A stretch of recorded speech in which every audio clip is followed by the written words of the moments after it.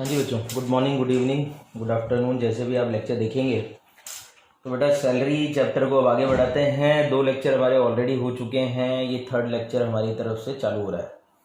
तो second lecture के and तक मैं आपको कुछ कॉन्सेप्ट सिखा रहा था जो सैलरी हेड को समझने के लिए ज़रूरी हैं, और उसमें मैंने अभी तक आपको 3 कॉन्सेप्ट बता दिए थे। एक तो था पे स्केल, दूसरा था ड्यू सैलरी, और तीसरा था टीडीएस ऑन सैलरी।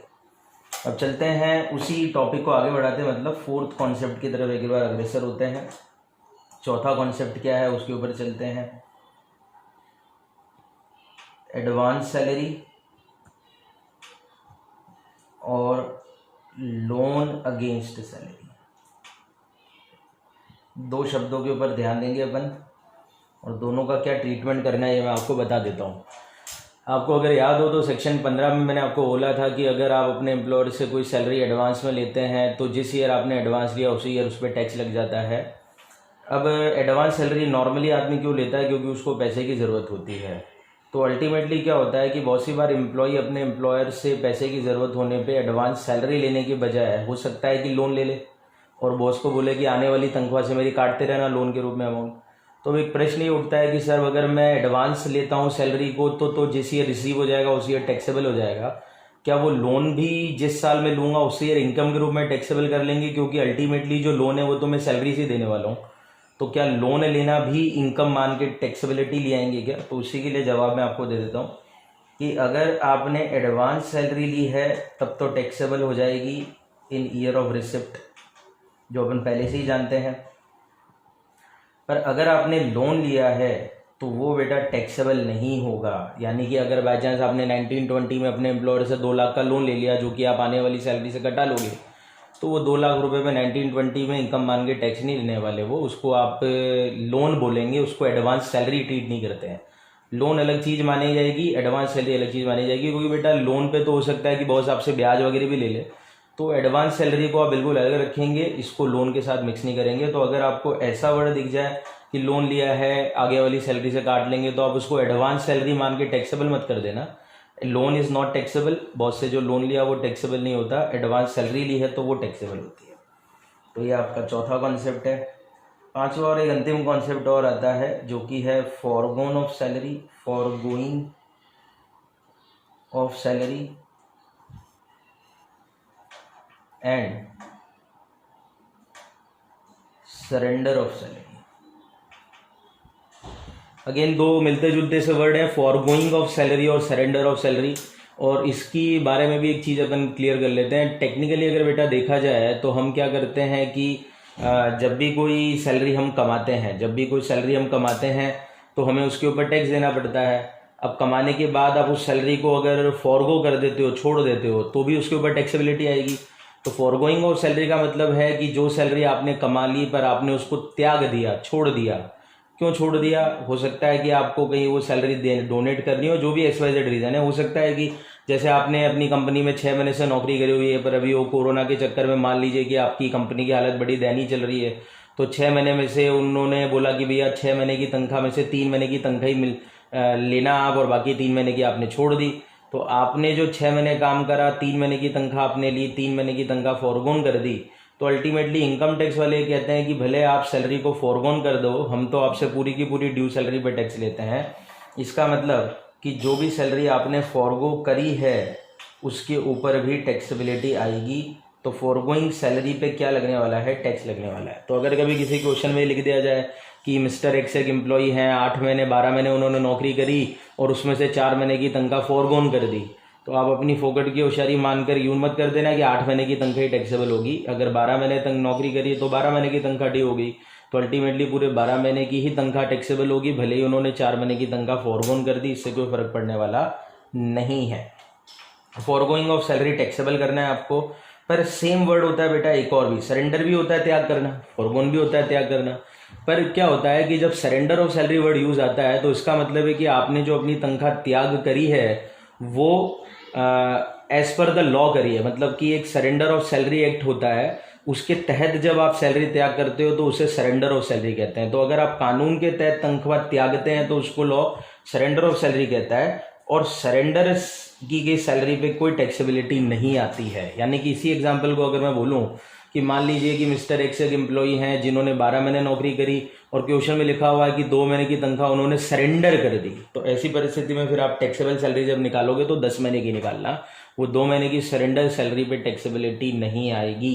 पर अगर वही 10 महीने की सैलरी 12 महीने नौकरी करी होती और लिखा होता कि 2 महीने की सैलरी फॉरगोन कर दी, तो फिर पूरे 12 महीने की टैक्सेबिलिटी आती। तो ये आपको 2 शब्दों से खेलना आना चाहिए, अगर कभी लिखा है तो आपको इसको यूज़ करना आना चाहिए। वैसे ये दोनों कॉन्सेप्ट कभी एक क्वेश्चन में काम नहीं आते, पर आ जाए तो उसके लिए मैंने आपको पहले ही तैयार कर दिया है। तो ये जाकर बेटा आपके सामने कुछ कॉन्सेप्ट है, कुछ शब्द हैं जो कि आपको आने चाहिए और इनका ट्रीटमेंट कैसे करना है सेट में वो आपको मैंने समझा दिया। चलिए अब चालू करते हैं हमारा सैलरी हेड। अब देखा जाए तो सैलरी हेड को स्टार्ट करने वाले अपन, तो बेटा पूरे सैलरी की टैक्सेबिलिटी को मैं 4 या 5 कैटेगरी में बांट लेता हूँ। सबसे पहले मैं आपको बताऊंगा टैक्सेबिलिटी ऑफ वेरियस अलाउंसेस। तो पहली कैटेगरी होगी टैक्सेबिलिटी ऑफ अलाउंसेस की। दूसरी कैटेगरी अपन बनाएंगे टैक्सेबिलिटी ऑफ परक्यूसिट्स की, जो सुविधाएं हमको मिलती है उसकी टैक्सेबिलिटी। तीसरी टैक्सेबिलिटी अपन बनाएंगे रिटायरमेंट बेनिफिट्स की, रिटायरमेंट के बाद जो हमें पैसे मिलते हैं उसकी टैक्सेबिलिटी थर्ड कैटेगरी में बनाएंगे।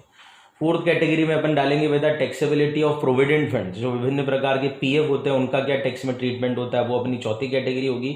और पांचवी और अंतिम कैटेगरी में अपन सीखेंगे deduction under head salary. Salary head में कौन से डिडक्शन मिलता है, हर हेड में कुछ ना कुछ डिडक्शन है, आपको पता ही है। तो सैलरी हेड के डिडक्शन भी अपन को लास्ट में पढ़ने पड़ेंगे।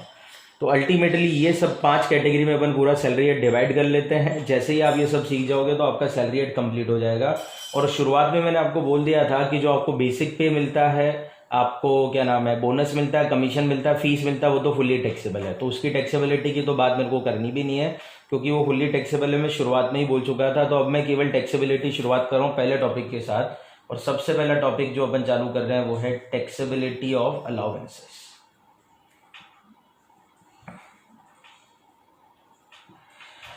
तो बेटा अलाउंसेस का मतलब क्या होता है? अलाउंसेस का मतलब होता है हर महीने आपको तनख्वाह के अलावा कुछ एक्स्ट्रा पैसा बॉस देता है स्पेसिफिक खर्चों को मीट आउट करने के लिए। तो जब आपका एम्प्लॉयर आपको हर महीने आपकी बेसिक पे के अलावा और भी एक्स्ट्रा रुपए दे, फिक्स अमाउंट, ताकि आप उससे कुछ स्पेसिफिक खर्चे मीट आउट कर सकें, वो खर्चे हो सकते हैं आपके पर्सनल हो या हो सकते हैं ऑफिशियल हो, तो उस खर्चों को मीट आउट करने के लिए जो फिक्स पे किया जाता है उसको अलाउंसेस कहते हैं टेक्निकली। जैसे मैं आपको एग्जांपल देता हूँ, हाउस रेंट अलाउंस एक अलाउंसेस है।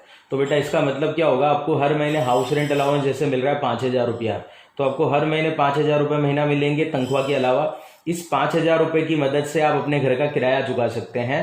तो बॉस आपको देखा जाए तो मकान रहने के लिए नहीं दे पा रहा, यही दूसरा ऑप्शन हो जाए कि अगर बॉस आपको मकान रहने के लिए दे दे तब तो वो सुविधा बन जाएगा, क्योंकि जब वो मकान आपको रहने के लिए दे देगा तब तो वो परक्यूसेट है, फिर उसके लिए वो आपको हर महीने पैसे क्यों देगा, क्योंकि वो मकान अरेंज करके आपको दे रहा है। पर कुछ कंपनियों में मकान ऐसे नहीं होते कि आपको सुविधाएं मिलेगी, आपको मकान किराए का खुद ही अरेंज करना पड़ेगा, किराया खुद ही पे करना पड़ेगा। बॉस जितना बजट है उतने आपको दे देगा। तो आपको 5,000 रुपये महीना दे दिया गया हाउस रेंट अलाउंस, अब आप 5,000 रुपये महीने का किराए का मकान ढूंढो तो आपके पूरे पैसे खर्च हो जाएंगे। आप 2,000 का ढूंढ लो, 3,000 महीना आपके बच सकते हैं। आपकी जैसी इच्छा है, आप अपनी पसंद का मकान ढूंढ लो, किराया दे दो, आप फुटपाथ में रह लो, पूरे 5,000 बचा लेना। तो बॉस आपको हर महीने दे देगा पैसे, आप उस पैसे को कैसे यूज करते हो ये आपकी इच्छा है। बॉस ने तो बोल दिया भैया ये पकड़ 5,000 रुपये में तू तेरे मकान का किराया दे देना। तो उस प्रकार की जो चीज़ें होती है बेटा उसको अलाउंसेस बोलते हैं। जैसे मेडिकल अलाउंस दे दिया आपको 1,000 रुपये महीना, तो 1,000 रुपये मेडिकल अलाउंस का मतलब होता है कि हर महीने आपको कंपनी की तरफ से 1,000 रुपये मिल जाएंगे। आप 1,000 रुपये में अपने परिवार का इलाज वगैरह कराते रहना। अब हर महीने तो आपका परिवार बीमार होगा नहीं, तो वो 1,000 रुपये बच रहे हैं तो बचा लो। किसी महीने 10,000 का खर्चा आ जाएगा तो भी आप ही को बियर करने पड़ेंगे, बॉस तो हर महीने अपने 1,000 रुपये दे देगा, आप जानो अब कैसे निपटना है। तो वो फिक्स जो मंथली पेमेंट आपको स्पेसिफिक खर्चों के लिए मिलेगा उसको कहते हैं अलाउंसेस। फिक्स मंथली पेमेंट जो खर्चों के लिए दिया जाएगा उसको कहते हैं अलाउंसेस। अब अलाउंसेस की टैक्सेबिलिटी को अपन 4 कैटेगरी में बांट लेते हैं। 4 कैटेगरी में बांट लेते हैं। सबसे पहली कैटेगरी में लिखता हूँ, सबसे पहले मैं ऐसे अलाउंसेस के नाम आपको दे रहा हूँ जो कि फुल्ली टैक्सेबल अलाउंसेस हैं। अब सीधी सी बात है बेटा, जो अलाउंसेस फुल्ली टैक्सेबल हैं उसका लॉजिक क्या होगा कि जितने रुपए आपको मिलेंगे सारे के सारे टैक्सेबल, जैसे बेसिक पे टैक्सेबल होती है। जैसे मैं आपको कह रहा हूँ कि मेडिकल अलाउंस फुल्ली टैक्सेबल है, तो इसका मतलब क्या हो गया, जैसे मान लो आपको कंपनी ने 2,000 रुपये महीने का मेडिकल अलाउंस दिया, तो साल भर के 24,000 रुपये हो गए, पूरे टैक्सेबल है। अब आपने 24,000 में से 24,000 खर्च कर दिए, 24 में से 24 बचा लिए, 24 में से 10 खर्च कर दिए, ये सब आपकी टेंशन है। ये जितना भी मिलेगा सारे टैक्सेबल है, यानी कि इन अलाउंसेस के तो आपको नाम याद रखने पड़ेंगे और इनका ट्रीटमेंट सीधा है, जितना मिलेगा फुल्ली टैक्सेबल। क्वेश्चन में पागल बनाने के लिए आपको उलझाएंगे, इतने रुपए मिले इसमें से इतने खर्च कर दिए, तो बच्चा अपना अकाउंटिंग दिमाग लगा लेता है, अरे 10,000 मिले थे उसमें से 8,000 मैंने खर्च कर दिए तो 2,000 ही तो मेरे पास बचे, तो टैक्सेबल अमाउंट 2,000 ही होना चाहिए। पर ऐसा नहीं है, ये अलाउंसेस फुल्ली टैक्सेबल है। फुली टैक्सेबल मतलब बेटा होता है कि जितना मिलेगा सारा टैक्सेबल है, कुछ भी बचने वाला नहीं है, एक भी रुपया आपका एक्स्ट्रा जो भी होगा वो सभी पे टैक्सेबिलिटी लगा देंगे। तो मैं नाम लिखा देता हूँ, तो बहुत सारे नाम है वैसे इसके अंदर, तो कुछ नाम जैसे कि आपके सामने है। डियरनेस अलाउंस सबसे ज़्यादा काम आता है, ये डीए कहते हैं इसको, महंगाई भत्ता होता है। Tiffin allowance, city compensatory allowance, पूरा लिख लेना आप, city compensatory allowance. Medical allowance, servant allowance, नौकरों के लिए पैसे वैसे के लिए। प्रोजेक्ट अलाउंस, नाम याद रखना सबके। Interim allowance,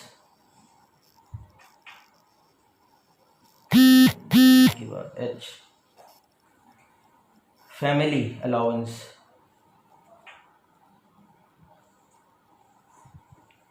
night duty allowance, telephone allowance, over time allowance, warden allowance,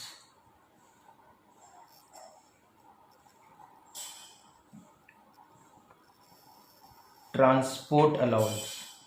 transport allowance बेटा एक ऐसा अलाउंस होता है जो कि आपको घर से ऑफिस, ऑफिस से घर आने जाने के लिए दिया जाता है, पर इसमें ध्यान रखना अदर देन हैंडीकैप एम्प्लॉय,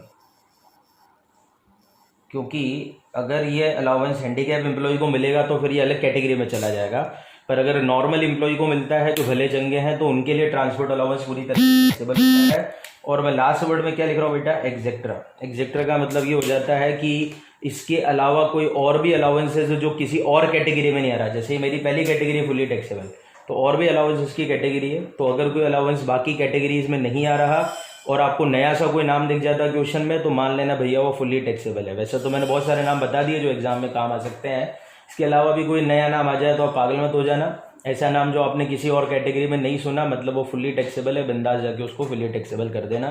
तो एग्जेक्ट्रा का मतलब ये है।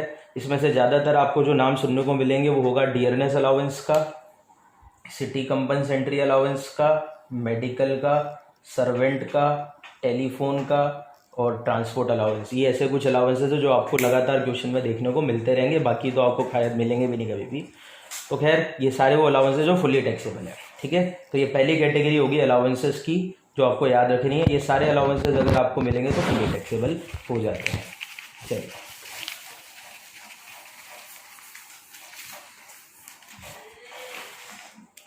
कैटेगरी नंबर 2 के जो अलाउंसेस आ रहे हैं उनको मैं नाम दे रहा हूं पार्टली टैक्सेबल अलाउंस।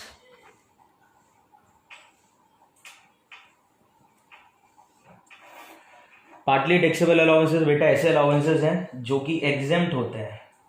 कितने एग्जेम्प्ट होते हैं? Exempt up to actual expenditure. तो ये सारे इस कैटेगरी में जो भी अलाउंसेस आएंगे वो एग्जेम्प्ट होंगे, पर कितने एग्जेम्प्ट होंगे? जितने आपने खर्च कर लिए। मतलब क्या होता है, फुली टैक्सेबल तो जितने मिले सारे के सारे टैक्सेबल, भले आपके पास पैसे बचे हों या खर्च हो गए हों। पर पार्टली टैक्सेबल में क्या होगा, जितने मिले सारे टैक्सेबल नहीं है, उसमें से जितने आपने सेव करे उसी पे टैक्सेबिलिटी आएगी। दैट इज, अगर मान लीजिए कि आपको साल के 20,000 रुपये का कोई अलाउंसेस मिला पार्टली टैक्सेबल वाला और उसमें से आपने 15,000 खर्च कर दिए, तो टैक्सेबल अमाउंट केवल 5,000 ही होगा, 15 एग्जेम्प्ट हो जाएंगे। 20 के 20 ही खर्च कर दिए तो 0 टैक्सेबल हो जाएगा। यानी कि खर्चे की लिमिट तक एग्जेम्प्ट है, जितना खर्चा कर दोगे उतने एग्जेम्प्ट हो जाएंगे, जो बचेगा वो टैक्सेबल हो जाएंगे। तो इस कैटेगरी की जो अलाउंस है उसमें 6 नाम आएंगे। 6 नाम में पहला नाम है ट्रैवलिंग। ट्रांसपोर्ट नहीं बेटा, ट्रैवलिंग है। जैसे ऑफिस के काम से आपको एक शहर से दूसरे शहर ट्रैवल करना पड़े तो ट्रैवल होता है ना, 2 बस के पैसे के लिए मिलता है अलाउंसेस। दूसरा इस कैटेगरी में आता है कन्वेंस अलाउंस। कन्वेंस होता है बेटा जैसे लोकल शहर में घूमना पड़े, जैसे कि आप ऑफिस में गए, फिर ऑफिस में बॉस ने कुछ काम के लिए आपको भेज दिया, फिर आप लोकली सिटी में घूम रहे हो, तो पेट्रोल का खर्चा, टेम्पो वगैरह का खर्चे के लिए जो अलाउंसेस मिलता है उसको कहेंगे कन्वेंस। तीसरा हो गया यूनिफॉर्म, ये तो नाम से ही क्लियर है, जॉब में जो यूनिफॉर्म पहननी पड़ेगी उसको बनवाने के लिए जो अलाउंसेस मिलेगा। बहुत सारी जॉब में आजकल यूनिफॉर्म का क्राइटेरिया आ गया है, तो उसके लिए वो हो गया। नेक्स्ट हो गया बेटा आपका डेली अलाउंस। अब शहर के बाहर आप घूमने चले गए, ट्रैवलिंग के लिए चले गए, उसके बाद जो रोज़मर्रा के खर्चे आपके हो रहे हैं उसके लिए जो अलाउंसेस मिलेंगे ना, अब जैसे दिल्ली से मुंबई आप चले गए काम से, तो ट्रैवल के लिए तो ट्रैवलिंग अलाउंस काम आ गया, मुंबई जाके रहना खाना पीना भी तो है, उसके लिए जो अलाउंसेस होता है वो डेली हो जाता है। रिसर्च अलाउंस, आपकी पढ़ाई लिखाई के लिए जो पैसा आपको मिले। तो सीधी सी बात है, अगर आप किसी कंपनी में जॉब में लग जाते हो तो जॉब में जाने के बाद भी लगातार चीज़ें, टेक्नोलॉजी चेंजेस आते रहते हैं, तो अब बॉस आपको अपडेट रखने के लिए, आपको नॉलेज के लिए ट्रेन करने के लिए ट्रेनिंग सेंटर्स भेजेंगे, कहीं पे भेजेंगे पढ़ने लिखने के लिए। तो ऐसी परिस्थिति में आपके नॉलेज अपडेशन के लिए हो सकता है कंपनी आपको पैसा दिया करे, तो उस प्रकार के पैसे के लिए, खर्चे के लिए आपको जो पैसा मिलता है उसको कहते हैं रिसर्च अलाउंस। और लास्ट अलाउंस होता है आपके सामने हेल्पर अलाउंस। हेल्पर अलाउंस क्यों होता है कि जैसे मान लीजिए कंपनी ने आपको कोई काम असाइन कर दिया, अब वो वर्क जो आपको असाइन कर दिया वो अकेले आपके बस की बात नहीं है, तो बॉस ने आपको क्या बोल दिया कि भैया जिस आदमी की ज़रूरत है तो अपॉइंट कर ले और मैं तेरे को हर महीने 10,000 रुपये दे दूंगा एक्स्ट्रा। तो आपने क्या करा कि जो आपको हेल्पर चाहिए था आपने उसको अपने साथ लगा लिया, और उसको जो पैसे देने थे वो आप दे दोगे, और उसके लिए हर महीने आपको 10,000 रुपये का फिक्स अलाउंसेस मिल गया, तो उसको अपन कहते हैं हेल्पर अलाउंसेस। आप सभी अलाउंसेस में अगर ध्यान दोगे तो ये सारे के सारे अलाउंसेस ज़्यादातर ऑफिशियल कारणों से दिए जा रहे हैं, सभी में ऑफिशियल रीज़न है। ट्रैवल क्यों कर रहे हैं? जॉब के सिलसिले में। कन्वेंस क्यों? जॉब के सिलसिले में। यूनिफॉर्म जॉब के सिलसिले में। Daily allowance job, research job, helper job. तो इसीलिए इन्होंने बोला है कि क्योंकि ये सब ऑफिशियल रीजन के खर्चों के लिए आपको दिया जा रहा है, इसीलिए जितने आपको मिलेंगे उसमें से जो आप खर्च कर दोगे वो तो एग्जेम्प्ट कर देंगे, बाकी टैक्सेबल कर देंगे। क्योंकि सीधी सी बात है यार, आप बहुत जॉब के लिए इधर से उधर ट्रैवल कर रहे हो ना, अपने मनोरंजन के लिए तो नहीं कर रहे हो। उसके लिए अगर कंपनी ट्रैवलिंग अलाउंस दे रही है तो आपका क्या फायदा? खर्चा जो करा वो एग्जाम कर दिया, बाकी पे टैक्सेबिलिटी लगा देंगे। तो ये 6 अलाउंसेस ऐसे हैं जो कि पार्टली टैक्सेबल होते हैं। वर्ड कंफ्यूज करते हैं। ट्रैवलिंग कन्वेंस पार्टली टैक्सेबल है, ट्रांसपोर्ट अलाउंस फुली टैक्सेबल है। ट्रांसपोर्ट, ट्रैवलिंग, कन्वेंस तीनों अलग अलग चीज़ है। ट्रांसपोर्ट ऑफिस से घर, घर से ऑफिस के लिए मिलता है। ट्रैवलिंग एक शहर से दूसरे शहर जॉब के लिए जाने, जॉब के सिलसिले में घूमने के लिए मिलता है। कन्वेंस जॉब के सिलसिले में लोकल शहर में घूमने के लिए मिलता है। तो आप थोड़ा सा इसमें कन्फ्यूजन ना करें तो ठीक रहेगा। 2 कैटेगरी होगी बेटा। इसके अलावा 2 कैटेगरी और अपन इसके अंदर देखेंगे। 2 कैटेगरी अपने सामने होगी। एक तो नोटिफाइड अलाउंसेस होंगे, मतलब कि कुछ ऐसे अलाउंसेस अब मैं आपको बताऊंगा जो कि एक लिमिट तक एग्जाम्प्ट है, मतलब मैं लिमिट बताऊंगा 2,000 रुपये एग्जाम्प्ट है, 5,000 एग्जाम्प्ट है। तो वो जो अलाउंसेस हो जाएंगे उसको मैं नाम दे रहा हूँ नोटिफाइड अलाउंसेस। और एक अलाउंसेस होगा चौथे नंबर का जिसको बिल्कुल अलग ही पढ़ेंगे, जिसका नाम होगा हाउस रेंट अलाउंस। जिसका नाम क्या होगा? House rent allowance. तो ये 2 कैटेगरी और अपन को पढ़नी है, पर इस लेक्चर को तो ओवर करना पड़ेगा, तो इसको मैं अभी ओवर करता हूँ। Thank you very much.